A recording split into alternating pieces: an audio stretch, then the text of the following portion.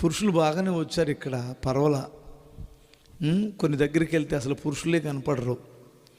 ఏం చేస్తారో ఇటు వెళ్తారో తెలియదు. కానీ ఇప్పుడు ఇంకా ఈ పేటలో చాలామంది పురుషులు స్త్రీలు ఉన్నారు కదా. వాళ్ళు రాలేదేంటి? రావచ్చుగా న్యాయంగా. చెప్పండి అమ్మా. కొంతమంది ఇలా ప్రార్థనలు జరుగుతుంటే కూడా నైటీల మీద తిరుగుతుంటారు. వాళ్ళకి ఎక్కడ మనస్సాక్షి లేదో ఏం పాడో.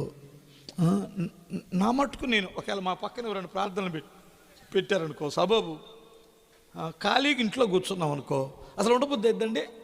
వీళ్ళందరూ ఉండబుద్ధి కాకుండా వచ్చింది, అవునా కాదా? మరి ఈ భక్తురాలు ఆ ఇంట్లోకి ఆ చర్చికి వెళ్ళి యెహోవా నా బలమా అనిద్ది. మరలా ఇప్పుడు 4 అడుగులు ఇక్కడికేసి కూర్చొని ఏదో 500 కిలోమీటర్లు 600 కిలోమీటర్ల నుంచి వచ్చాడు నిన్న పాస్టర్ గారు, మరి కాసేపు కూర్చొని విందాం అని రావాలి కదా. మరి ఇక్కడ మన గుంటూరు నుంచి వచ్చాడు పాస్టర్ గారు, మన ఊరోడేం కాదు కదా, కాస్త వాక్యం విందాం అని వస్తే ఎంత బాగుంటుంది.